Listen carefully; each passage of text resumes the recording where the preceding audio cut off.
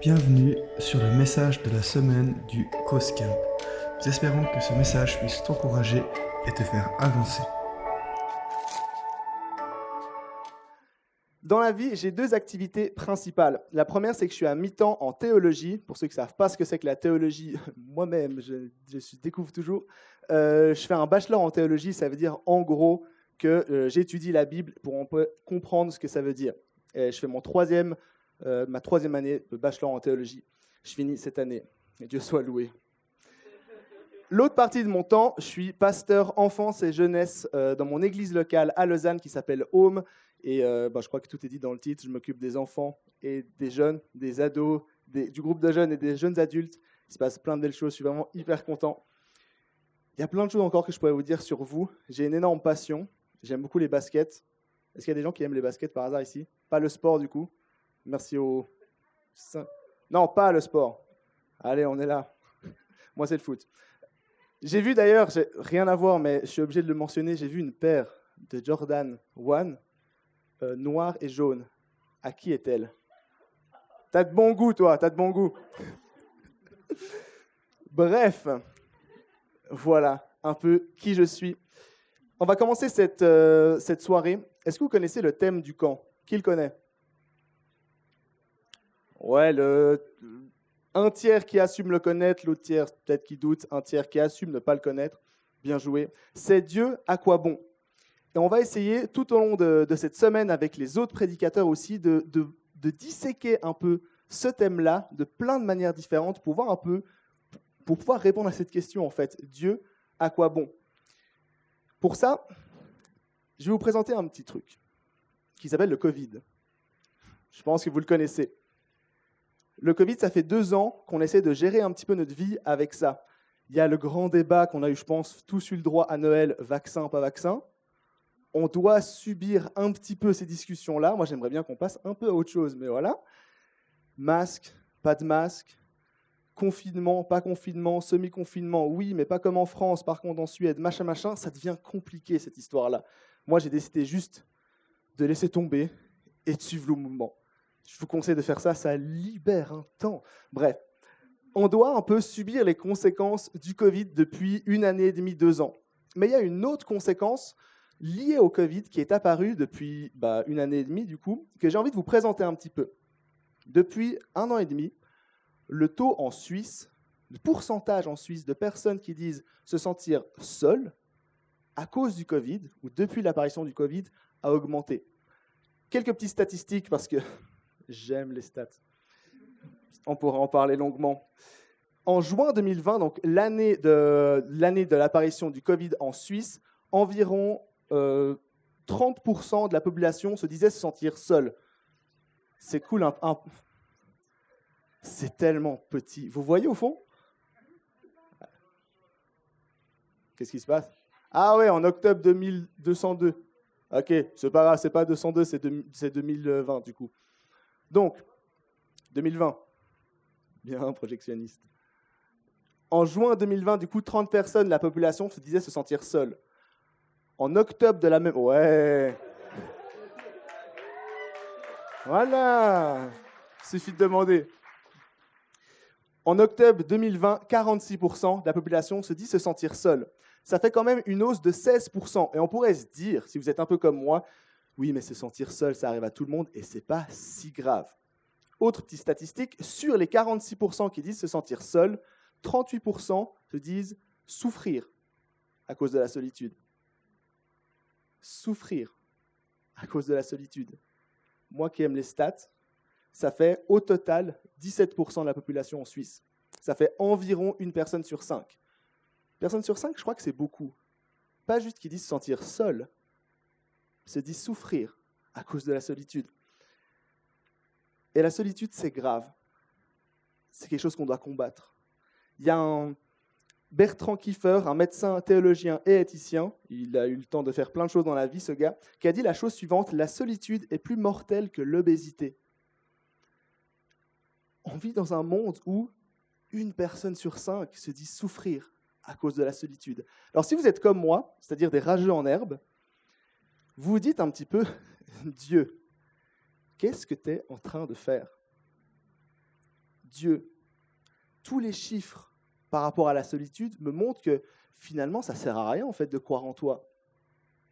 Parce qu'il y a des gens autour de moi qui se sentent seuls. Peut-être que moi, peut-être que toi, tu te sens seul. Dans ce cas-là, je suis désolé. On va essayer de trouver des solutions ensemble. Dieu, ça me sert à quoi de te connaître s'il y a autant de gens qui se sentent seuls? Alors, heureusement pour moi et pour vous, il y a une bonne nouvelle derrière. Je pourrais dire, ouais, c'est triste, allez, on passe à autre chose, on fait un temps de louange. Wouh! On ne va pas faire ça. On va essayer d'aborder ce thème-là, qui est pas la solitude, mais Dieu, à quoi bon? En se posant cette question, et c'est le titre de ma prédication pour toutes les personnes que je vois prendre des notes ce soir, c'est-à-dire, pour le moment, une personne, 2 personnes, 3, ok, plus, c'est bon, allez, c'est bon. Prenez tous des notes, c'est bien. Dieu, à quoi bon te connaître? Et ce sera le titre de ma prédication. Et pour ça, on va essayer de définir ensemble, et ce sera le but de cette soirée ce soir, de définir qui est Dieu et à quoi ça sert de le connaître. Pour ça, on va lire un passage ensemble. Un passage peut-être que vous connaissez. Ce passage s'appelle la parabole du fils prodigue. Pour ceux qui me connaissent bien, vous savez que... Enfin, vous savez, je pense qu'il y a peut-être 4 personnes ici qui le savent, mais c'est pas grave.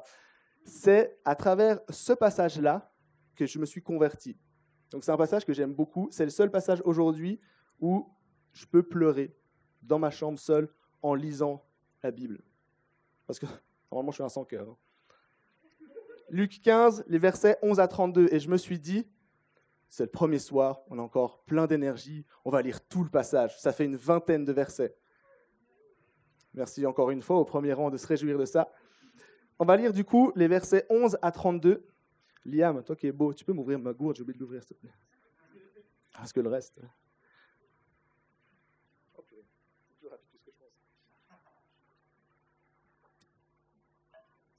Liam, tu vérifies que je ne shoote pas dans ma gourde maintenant. Toi qui es toujours beau. Luc 15, les versets 11 à 32 nous dit la chose suivante, accrochez-vous. Il dit encore, un homme avait 2 fils. Le plus jeune dit à son père, « Mon père, donne-moi la part de l'héritage qui doit me revenir. » Le père leur partagea alors ses biens. Peu de jours après, le plus jeune fils ramassa tout et partit pour un pays éloigné où il gaspilla sa fortune en vivant dans la débauche. Alors qu'il avait tout dépensé, une importante famine survint dans ce pays et il commença à se trouver dans le besoin. Il alla se mettre au service d'un des habitants du pays qui l'envoya dans ses champs garder les porcs. Il aurait bien voulu se nourrir des caroubes que mangeaient les porcs, mais personne ne lui en donnait. Il se mit à réfléchir et se dit « Combien d'ouvriers chez mon père ont du pain en abondance, et moi ici je meurs de faim ? Je vais retourner vers chez mon père et je lui dirai « Père, j'ai péché contre le ciel et contre toi. Je ne suis plus digne d'être appelé ton fils, traite-moi comme l'un de tes ouvriers. » Il se leva et alla vers son père. Alors qu'il était encore loin, son père le vit et fut rempli de compassion. Il courut se jeter à son cou et l'embrassa. Le fils lui dit, « Père, j'ai péché contre le ciel et contre toi, je ne suis plus digne d'être appelé ton fils. » Mais le père dit à ses serviteurs, « Approchez-vous vite, apportez vite le plus beau vêtement et mettez-le lui. Passez-lui un anneau au doigt et mettez-lui des sandales aux pieds. Amenez le veau qu'on a engraissé et tuez-le. Mangeons et réjouissons-nous. Car mon fils que voici était mort et il est revenu à la vie. Il était perdu et il est retrouvé. » Et ils commencèrent à faire la fête. Or, le fils aîné était dans les champs. Lorsqu'il revint et approcha de la maison, il entendit la musique et les danses. Il appela un des serviteurs et lui dit ce qui se passait. Le serviteur lui dit, « Ton frère est de retour et ton père a tué le veau engraissé parce qu'il l'a retrouvé en bonne santé. » Le fils aîné se mit en colère et il ne voulait pas entrer. Son père sortit le supplier d'entrer, mais il répondit à son père, « Voilà tant d'années que je suis à ton service, sans jamais désobéir à tes ordres, et jamais tu ne m'as donné un chevreau pour que je fasse la fête avec mes amis.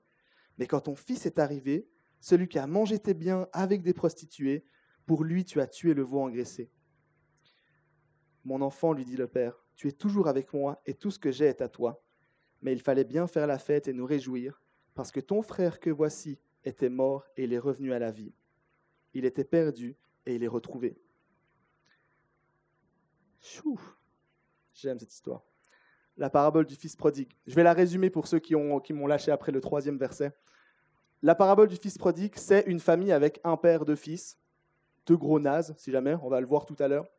Le premier, le fils cadet, qui lui dit en gros, « Je veux partir, donne-moi l'argent. » Il part, il dépense tout, il revient, fin de l'histoire. Non, pas fin de l'histoire, il y a un autre fils dans l'histoire. L'autre fils voit ça, ils font la fête et tout ça, il est jaloux. Et il va dire du coup, en gros, moi aussi, j'aimerais qu'on fasse la fête pour moi, on n'a jamais pu faire alors que je t'ai obéi. Pourquoi tu ne me fais pas ça? Et le père lui dit tout simplement, ton frère était mort, il est revenu à la vie, et ça mérite qu'on fasse la fête. En résumé, en quelques mots, cette histoire. Peut-être que vous la connaissez. Moi, perso, j'ai fait beaucoup de coloriage à l'école du dimanche par rapport à cette histoire-là. Peut-être que c'est votre cas aussi. Peut-être que vous la connaissez, peut-être que pas du tout. Peut-être que vous dites, je ne sais même pas ce que ça veut dire prodigue. C'est possible. Je pense que tout le monde sait ce que ça veut dire fils, normalement. Peut-être que vous ne savez pas du tout ce que ça veut dire, vous ne comprenez pas encore très très bien. Alors ce qu'on va faire, c'est que pour les personnes qui connaissent bien cette histoire, dites-vous que c'est une piqûre de rappel. C'est bien par rapport au temps qui court, ça, une piqûre de rappel. Je n'ai pas fait exprès pour le coup. Pour les autres personnes qui ne connaissent pas ce passage, laissez-vous surprendre parce qu'il y a plein de belles choses. Pour analyser ce passage, on va s'intéresser aux 3 personnages principaux, le fils cadet, le fils aîné et le père. Je vais d'abord expliquer ce que c'est qu'une parabole, peut-être. Une parabole, en gros, c'est Jésus qui raconte une histoire dans laquelle il y a plein de clés, pour des clés de vie, des clés de valeur, des clés de vie chrétienne, et il y a un message caché un peu derrière. Et c'est Jésus qui raconte généralement ces histoires dans la Bible. Dans ce passage, le Père, ça symbolise Dieu, tout simplement. Les fils, ça nous symbolise nous, tout le monde, filles comme garçons, si jamais, même si c'est des fils. Il y a une raison à ça, on va découvrir un petit peu pourquoi c'est des fils. Ça, c'est la base. Maintenant, on va s'intéresser au fils cadet. Au final, c'est quoi son erreur à ce gars?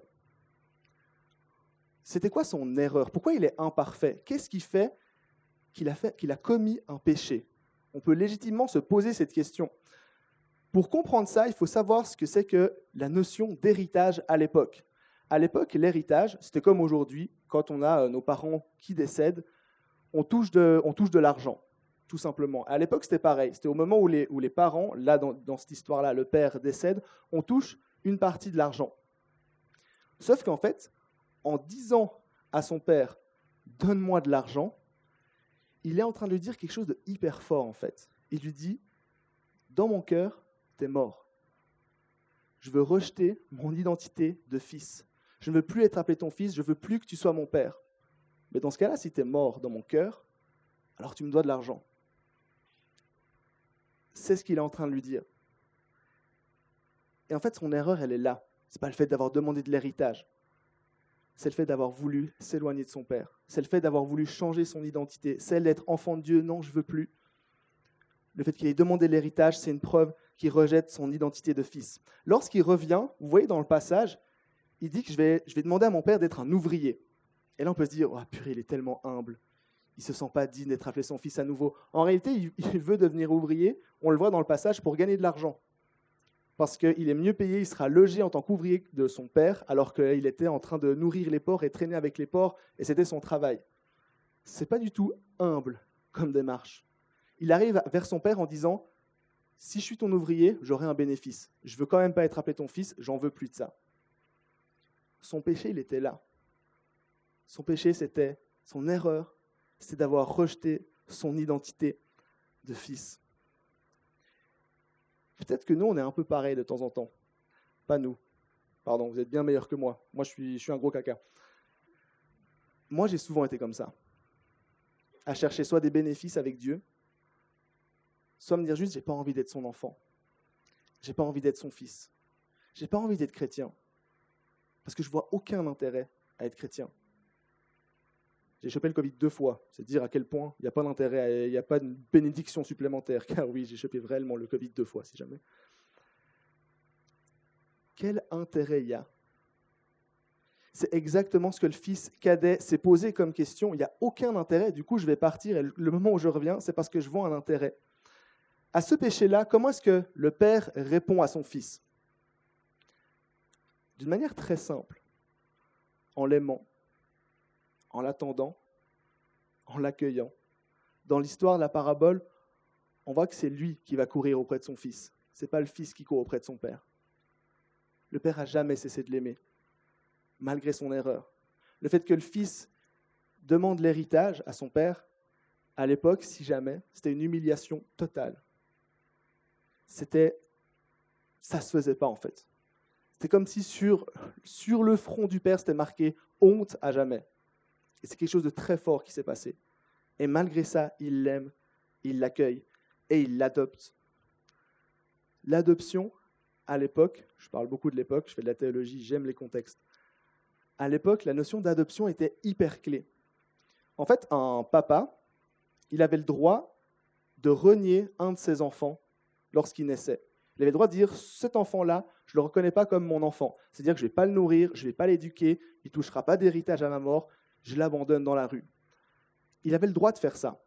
Mais il avait le droit aussi d'adopter un autre enfant plus tard. Et en adoptant cet enfant-là, l'enfant qui a été adopté, de un, n'a plus le droit d'être rejeté par son père et gagne tous les bénéfices d'un enfant biologique. L'héritage, le logement, la nourriture, l'éducation, tout ça. Il était vu comme si c'était un enfant biologique. Le père, du coup, quand il accepte à nouveau son fils cadet, quand on voit qu'il l'adopte à nouveau, il s'engage à ce moment-là déjà. Il s'engage en disant « tu as commis des erreurs, tu m'as rejeté, tu m'as humilié, je t'accepte quand même. Je ne cesserai jamais de t'aimer. Tu as le droit, toi, de partir. Moi, je me battrai pour que tu restes. » Voilà comment le père a répondu au fils. Pour nous, aujourd'hui, qu'est-ce que ça change? On peut se dire, c'est trop bien pour le fils cadet. Bon, c'est un personnage fictif, du coup, c'est bien pour lui, mais bon, j'allais dire un truc, je n'allais pas le dire. Allez, je vais le dire quand même. C'est comme la mort de Mufasa dans Le Roi Lion. Ça touche personne. Et j'aime pas Le Roi Lion. Ça me touche pas. Je vous ai dit, je suis un sans-cœur. Pour nous, aujourd'hui, ça change quoi de savoir ça? Pour moi, ça a tout changé. Parce que pendant une période de ma vie, à moi en tout cas, j'étais loin de Dieu. J'étais loin de me préoccuper d'être son enfant ou pas. Et à un moment donné, j'ai décidé de choisir Dieu, de revenir auprès de lui, d'être son enfant. Et à ce moment-là, moi, personnellement, j'ai méga culpabilisé. Je ne me sentais pas légitime. Comment est-ce que moi, qui ai fait un tas d'erreurs, comment est-ce que je pourrais être à nouveau enfant de Dieu? Et la réponse du Père m'a bouleversé. C'est pour ça que ce passage me fait encore pleurer de temps en temps. Parce que ce n'est pas normal ce qui se passe. Parce que c'est un amour inconditionnel. Et cet amour, je crois qu'il faut qu'on se le rappelle. Peut-être que vous connaissez cette image, c'est une image qui est assez connue, qui illustre bien, je trouve, l'amour de Dieu pour nous. C'est l'histoire d'un mec, toujours un mec, je pourrais dire une fille, mais je suis un garçon, donc c'est plus facile. C'est l'histoire d'une personne. D'une personne qui est un bandit. C'est un voleur. Il vole et un jour, il se fait attraper par la police et il va en prison. Quelques années après, il sort de prison et il n'a nulle part où aller. Il n'a plus rien. Et il se dit juste, ok, je pourrais appeler mes parents au moins pour être nourri et logé pendant un temps. Mais il a tellement peur du regard de ses parents que ses parents le rejettent en disant non, on ne veut pas d'un fils comme toi, on ne veut pas d'un enfant comme toi, qu'il hésite. Et il va appeler ses parents en laissant une note vocale. Ça existe encore, de temps en temps. Enfin, il n'y a plus que mon père qui m'en fait d'ailleurs, mais il faut qu'il se pose les bonnes questions. Il laisse une note vocale.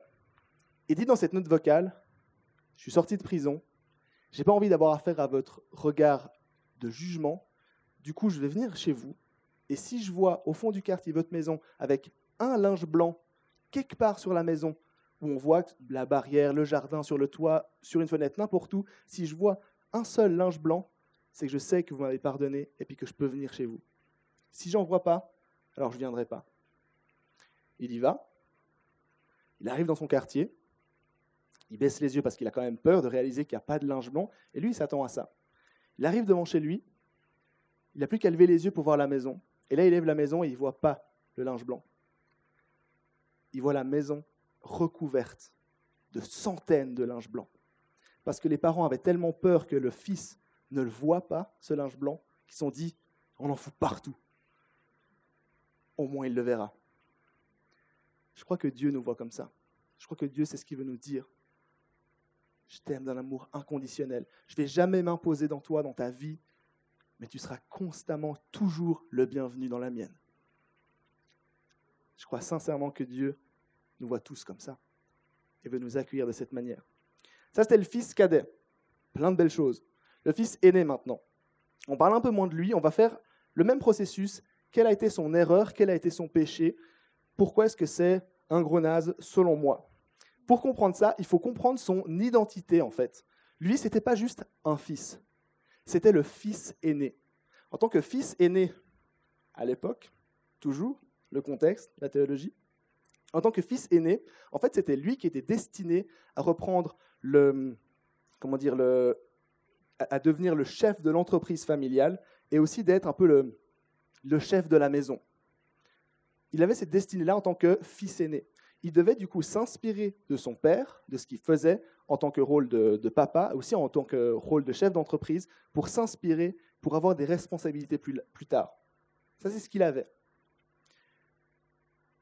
Il a fait une première erreur. C'est au moment où son petit frère, il a dit en gros à son père, « Je veux me casser, donne-moi l'argent ». Son rôle à lui, c'était de s'interposer. C'est des bruits. Il devait s'interposer. Et son rôle, c'était de réconcilier son petit frère avec son père. On voit qu'il ne l'a pas du tout fait. Et même au retour de son frère, il va plutôt pointer du doigt ses erreurs. D'ailleurs, en passant, il dit il a été voir des prostituées, tout ça. Je ne sais pas si vous vous souvenez de l'histoire. Le petit frère, il a été voir des prostituées. À aucun moment, il peut le savoir. Ça s'appelle un gros mensonge, si jamais. Mais en tout cas, il ne l'accueille pas.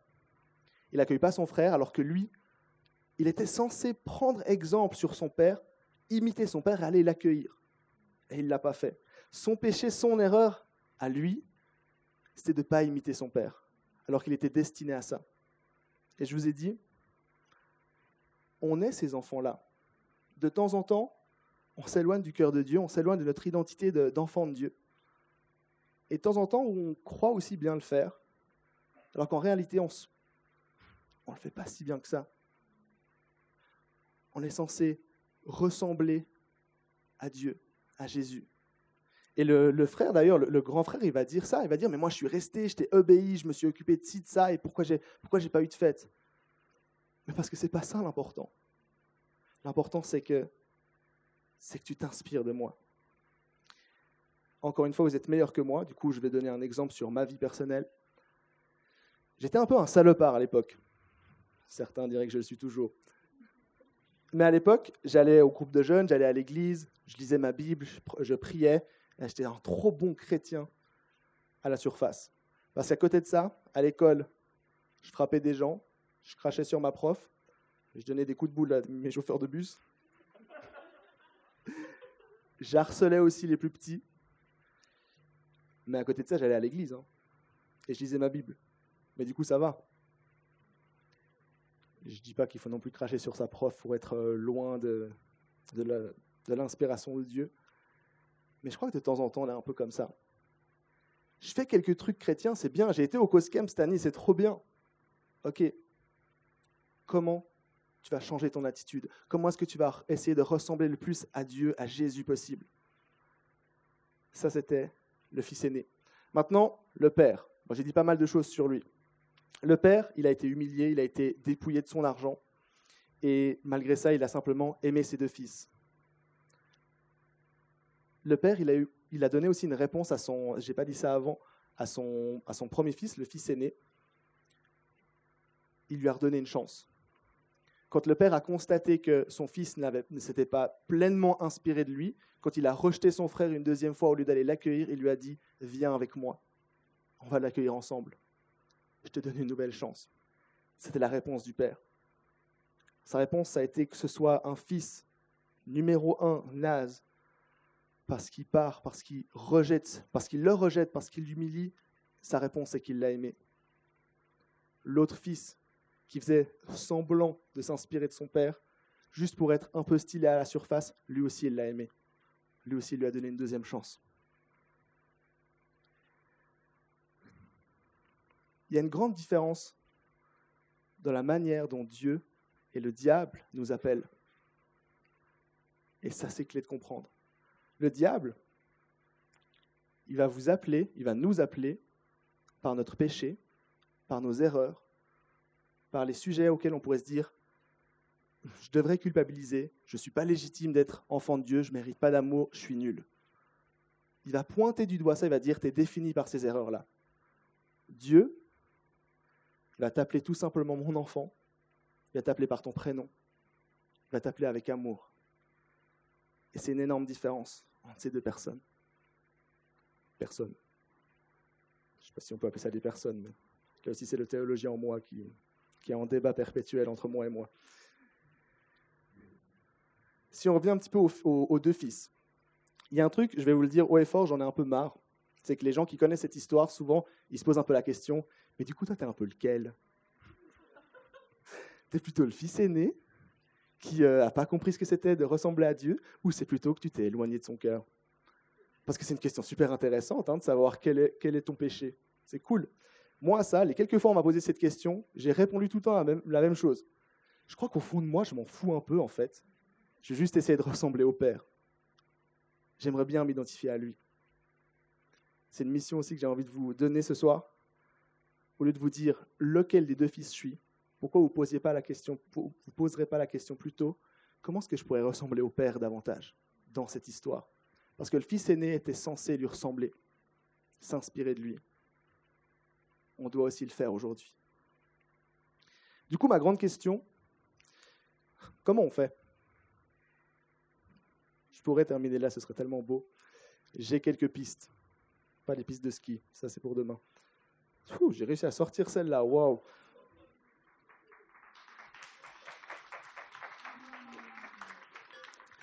J'ai quelques pistes d'application, il y en aurait des centaines. Certains et certaines ne seraient peut-être pas d'accord avec les pistes que je vais donner. D'autres diront « Waouh, trop beau, amen » et tout ça. D'autres auront d'autres idées. L'important, c'est déjà de se dire, ces 3 pistes-là que je vais vous proposer, ce serait bien au moins de se poser la question, est-ce que ça me parle un peu ou pas?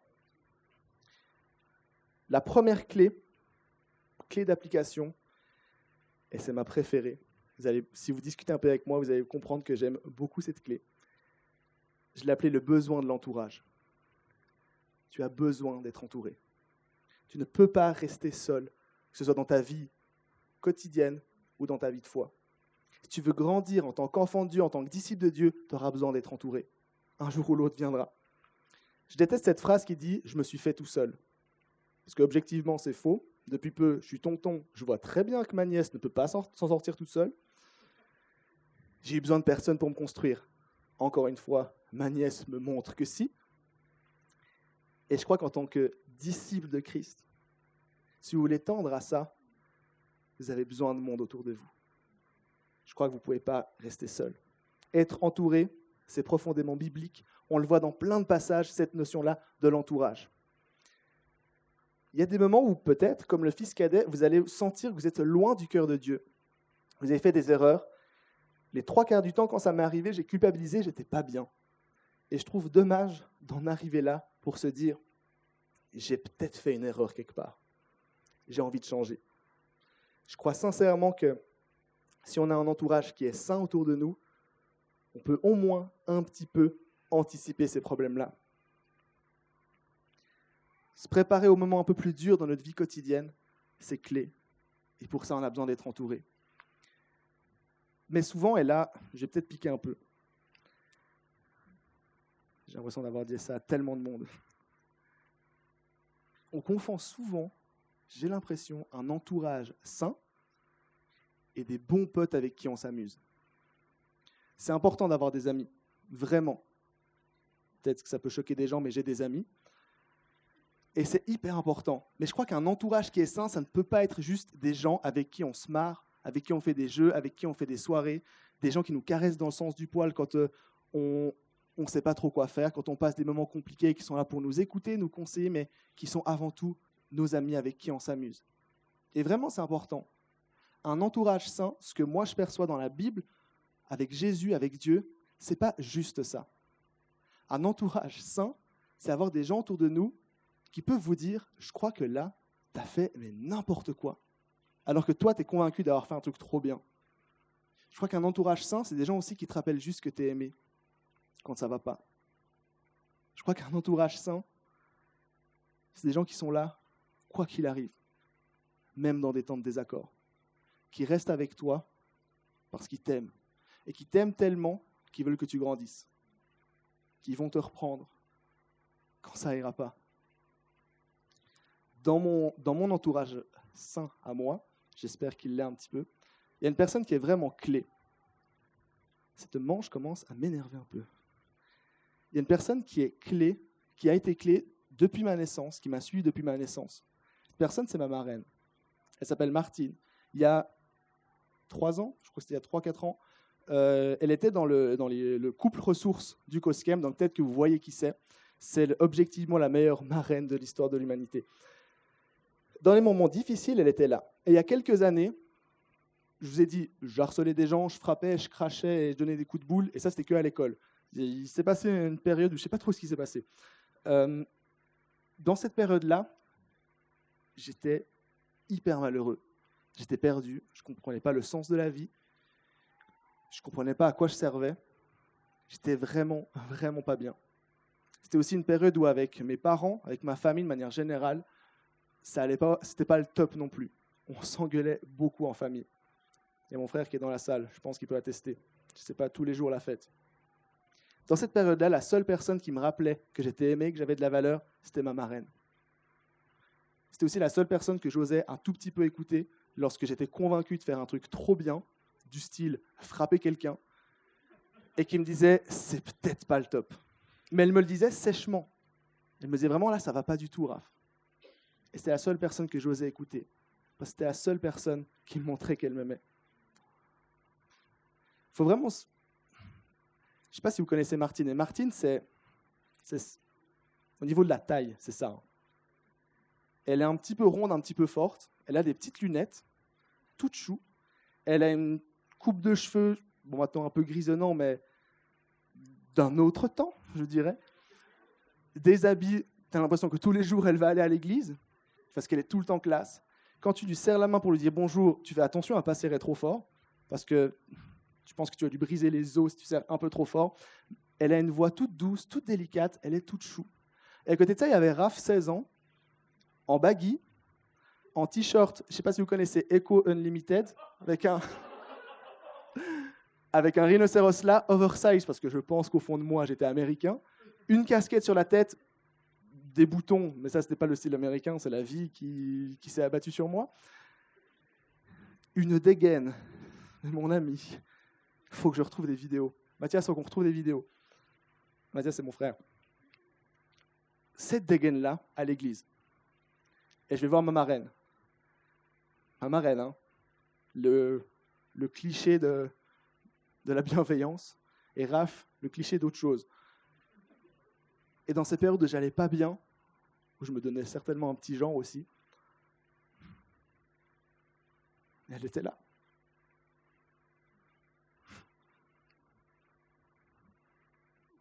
Saleté de marraine. Elle était là.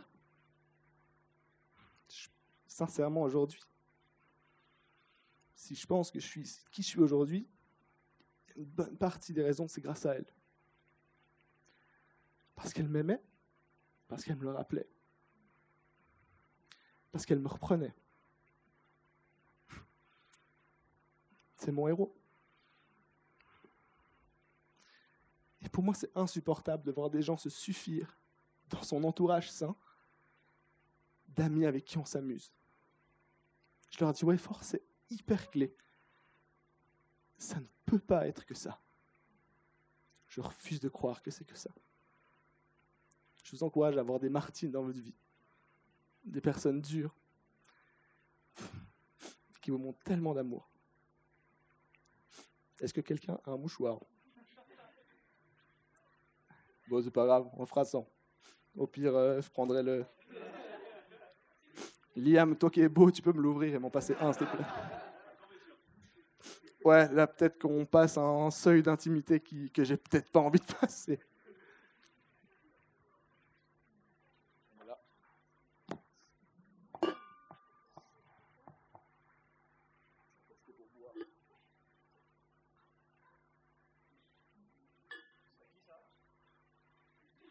Merci, Mélora. Chou.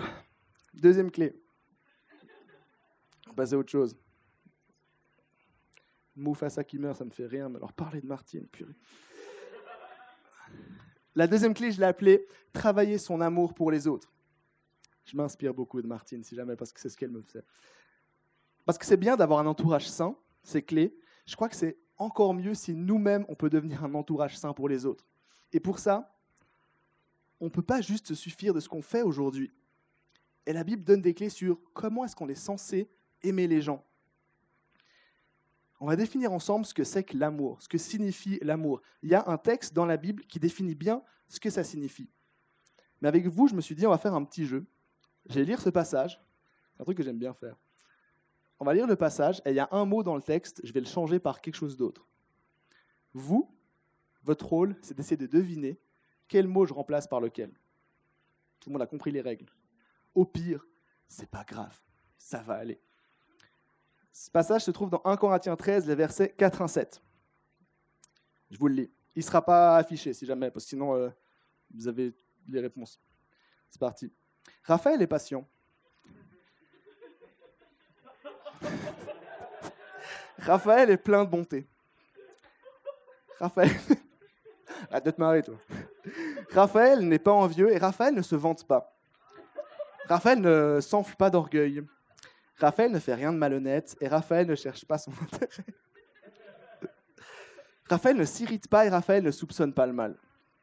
Raphaël ne se réjouit pas de l'injustice, mais Raphaël se réjouit de la vérité. Raphaël pardonne tout. Raphaël croit tout. Raphaël espère tout et Raphaël supporte tout. Quel mot j'ai remplacé par lequel? Bon, derrière toutes ces réponses qui arrivent et que j'arrive pas à vous entendre, j'ai remplacé, si jamais pour ceux qui ne connaissent pas le passage, la notion, le mot amour par un nom merveilleux, qui est le mien, si jamais. Je vous encourage à faire cet exercice, parce que c'est marrant à le faire une fois. La première fois que je l'ai lu, j'arrivais pas à faire cet exercice, parce qu'il y a des moments où je me disais, ça non, ça va pas. Pour ceux qui me connaissent, Raphaël est patient, ça va pas. Raphaël ne soupçonne pas le mal, ça va pas. Et je vous encourage à faire cet exercice et vous poser la question, est-ce que je suis en train de déclarer des choses qui sont vraies ou est-ce que je suis en train de dire un truc qui est faux?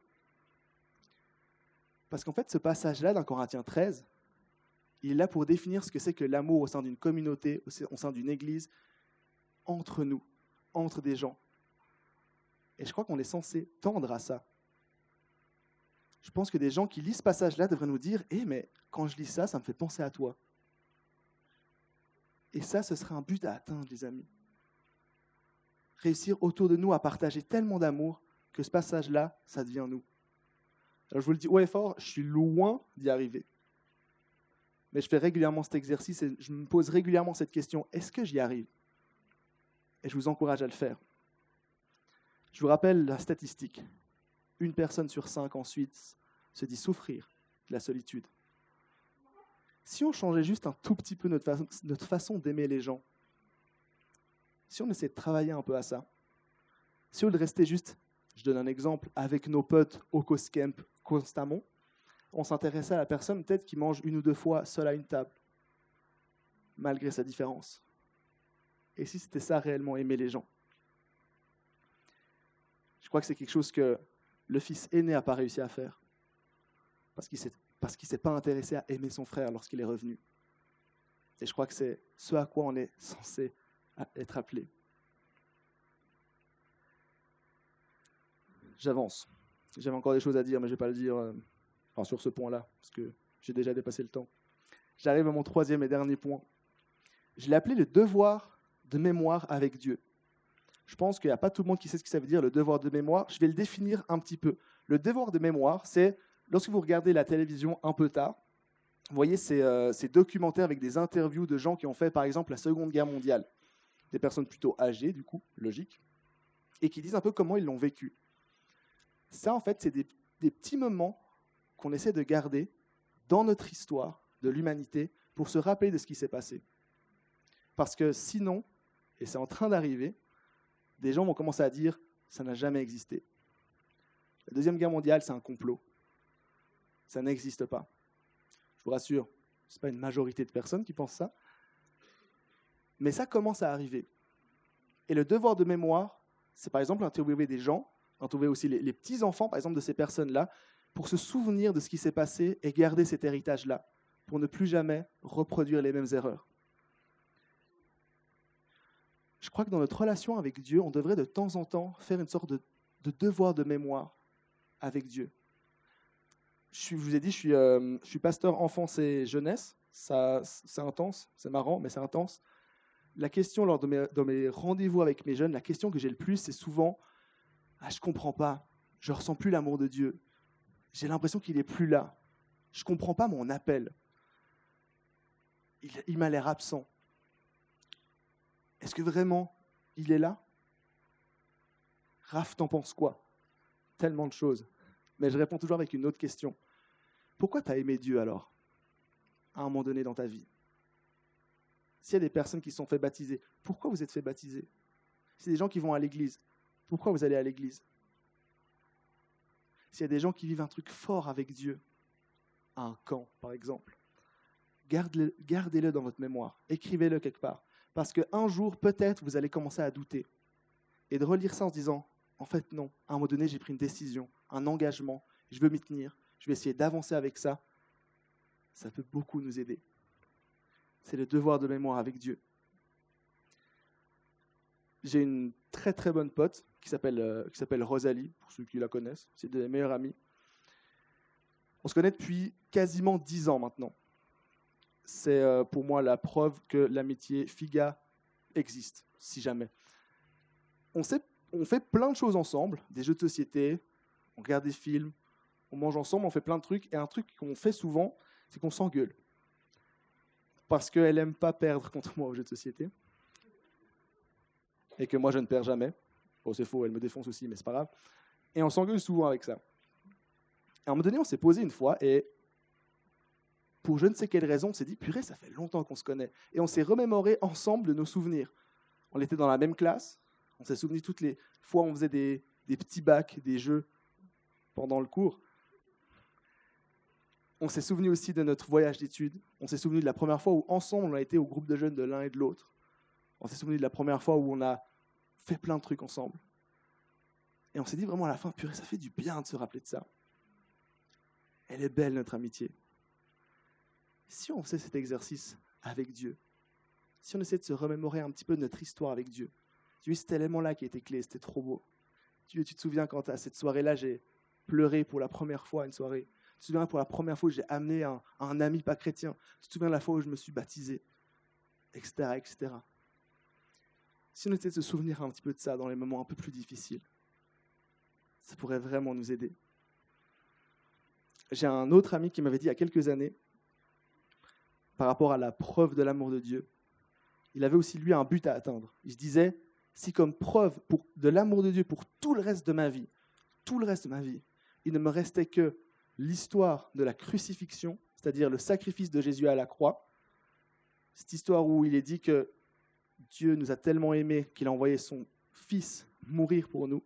Il disait, s'il restait que cette histoire-là, si j'avais plus d'émotion de sentir l'amour de Dieu ou des paroles de Dieu ou n'importe quoi, s'il me reste que cette histoire-là, j'aimerais que ça me suffise. Parce que ce qui s'est passé avant, ça compte. Parce que ce qui s'est passé à un autre temps, ça compte. Et je veux que ça me suffise à croire, à être confiant que Dieu m'aime juste en ayant ça. Je crois que c'est aussi un but à atteindre pour nous. Est-ce qu'on fait de temps en temps cet exercice de devoir de mémoire ? Alors j'avais les 2 questions au début de mon introduction, peut-être que vous vous souvenez, peut-être pas. Pourquoi Dieu, on a l'impression qu'il ne fait rien ? Il y aurait plein de réponses à donner. Une de ces nombreuses réponses, c'est que j'ai envie de dire qu'il fait plein de trucs. Il nous a envoyés. Il t'a envoyé toi, dans ton entourage, avec des gens peut-être qui ont besoin d'amour, besoin de conseils, besoin de se sentir aimé. Dieu agit à travers nous. Il nous utilise. Si tu as l'impression que les gens se sentent seuls autour de toi, peut-être avant de dire « Dieu, tu ne fais rien », pose-toi d'abord la question « Est-ce que moi, je peux faire quelque chose ?» Je pense que le monde ira un peu mieux. Coucou Noah. Oh, pardon Noah. La deuxième question, ça sert à quoi de croire en Dieu ? À quoi bon connaître Dieu ?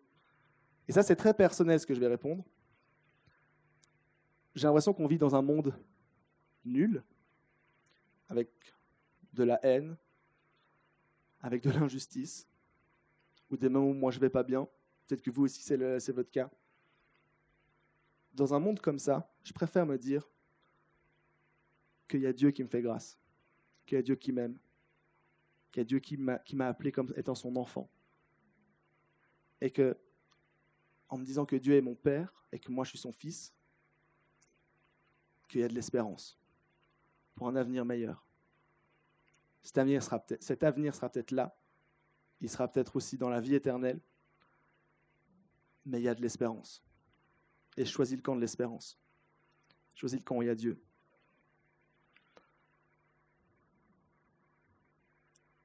Voilà pourquoi j'aime la parabole du fils prodigue.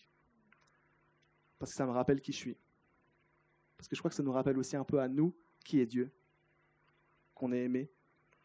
Peut-être que pendant toute cette prédication, vous dites « ça ne me touche pas, non mais moi tu ne sais pas à quel point j'ai fait des erreurs monumentales. » On pourra en parler, toi et moi, si tu veux. On pourra aussi prier pour ça, si tu en as besoin. Mais vraiment, ressors avec ça en tête. Il n'y a pas de limite à l'amour de Dieu. Dieu t'aime suffisamment, malgré ce que tu as pu faire, malgré ce que tu penses. Peut-être que tu ne crois pas du tout en Dieu. Dans ce cas-là, bienvenue. J'espère que ça a été pour toi. J'espère que je ne t'ai pas fait peur. J'espère que tu t'intéresses un tout petit peu à qui est ce Dieu. Et peut-être que vous dites aussi c'est difficile de ressembler à Dieu. Souvenez-vous de ma première clé. Restez pas seul. Restez entouré. Je vais prier pour terminer cette première prédication, la première soirée du Coast Camp 2021-2022. J'ai prié pour que les personnes qui se sentent peut-être seules ne se sentent plus seules. J'ai prié pour que les personnes qui ont envie de faire un pas de plus pour que d'autres ne se sentent pas seuls trouvent le courage aussi d'aller vers ces personnes-là. Si vous ressentez la prière, n'hésitez pas à aller vers les équipiers de prière derrière. Vous pouvez aussi venir m'en parler si vous voulez. Il y a plein de personnes qui ont envie d'être votre entourage. Alors Seigneur, je te remets toutes les personnes qui ne comprennent pas ton amour, qui ne comprennent pas ton amour inconditionnel, qui ne comprennent pas que tu puisses les aimer, les choisir, les chérir. Seigneur, je te prie de venir détruire ces mensonges. Je te prie pour que tu puisses venir guérir les cœurs brisés. Je te remets aussi les personnes qui ont envie d'aller plus loin, des personnes qui ont envie de plus te ressembler, des personnes qui veulent combattre ces statistiques de solitude, pour qu'ensemble, avec toi, on puisse rendre le monde un tout petit peu meilleur. Alors, je te remets toutes les personnes entre tes mains. Je te remets chaque campeur, chaque campeuse, chaque responsable, chaque cuisinier, cuisinière entre tes mains, tout le monde, pour qu'on puisse un peu plus ressembler à qui tu es, pour qu'on puisse un peu plus se définir en étant tes enfants. Dans le nom de Jésus. Amen.